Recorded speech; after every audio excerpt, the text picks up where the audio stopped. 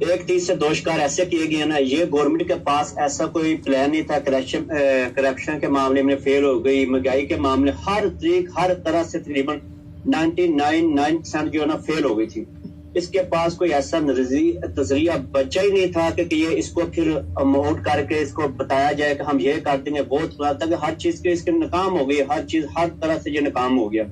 ابھی اس کو پروموٹ کر کے امریکہ کے بارے میں خط آ گیا, فلاں سارا جھوٹ فساد سارا اکٹھا کر کے پھر جتنی عوام ہے ہماری, جتنے یوتھی ہیں, جو جتنے ہمارے وہ بھی ہمارے میرے محترم ہوتے ہیں, وہ بھی ہمارے بھائی ہیں, انشاءاللہ تعالی وہ بھی سمجھ جائیں گے.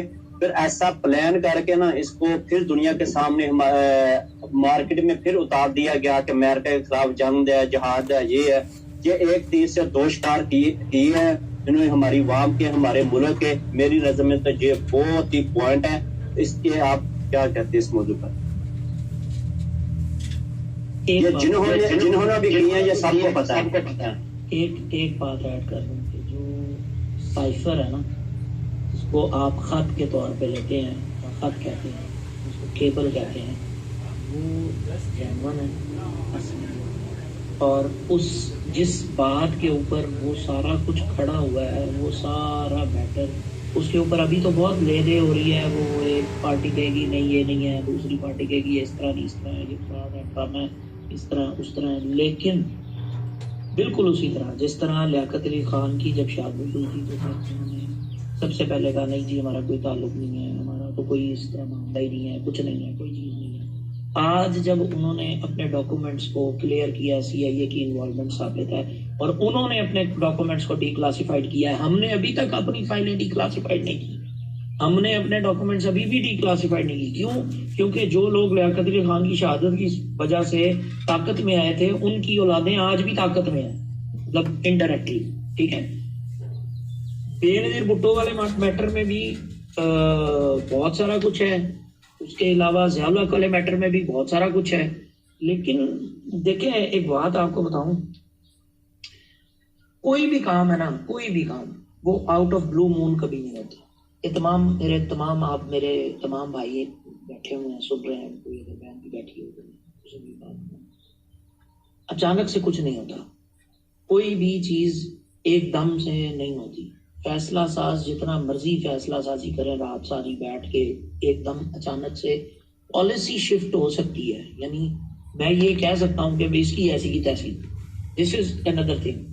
لیکن جو کام ایگزیکیوشن ہے نا وہ ایسے ہی نہیں ہو جاتا کہ ایک دم اچانک کو رات کو فیصلہ کیا اور صبح بندہ کھا رہے. اس طرح نہیں. یہ اللہ معاف کرے, خدا نہیں لگے ہوئے. اللہ رب العزت وما کر اللہ واللہ خیر الباقی. ٹھیک ہے, تو یہ جو کچھ کرتے ہیں, امریکہ کے جو کچھ معاملات ہیں, امریکہ کی پاکستان کے اندر انوالومنٹ ہے. میں ذاتی طور پر اس حد تک بالکل صاف ہوں کہ امریکہ کی پاکستان کے اندر انوالومنٹ نہیں ہونی چاہیے. دوسری بات, ہم جو پاکستانی ہیں, میں ذاتی طور پہ اگر ایک بندہ آگے دے کے جو لابیز کا ہی آدمی ہے اور جو اتنا کمزور ہے کہ ہم جتنا چاہیں جب چاہیں اس کو کنٹرول کر سکتے ہیں, تو یہ میرا ذاتی ماننا ہے کہ اس کو آگے لگاؤ اور اس کا نقصان کرواؤ جو کہ انہی کا بندہ ہے یورپ کا, اور جس کا کہ نقصان یورپ میں ہونا ہے. مطلب یورپینز کا یورپینز کے ساتھ نقصان ہے نا. مطلب کفر کا عالم کفر دونوں لڑ پڑے آپس میں.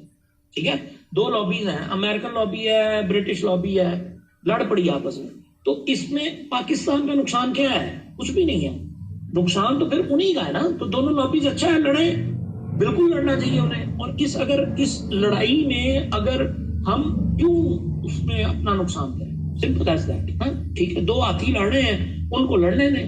جب ہاتھی لڑ لیں گے جو نتیجہ نکلے گا تو پھر ہم بیٹھ کے تالیاں جا کے ساری دنیا کو, میں بھی کالم لکھوں گا کہ یہ ہوا اور پھر یہ ہوا اور پھر یہ ہوا. مطلب شاہین صاحب بھائی کے کالم کے اوپر کسی نے کوئی چون چرا بھی نہیں کی نا. کیوں نہیں کی؟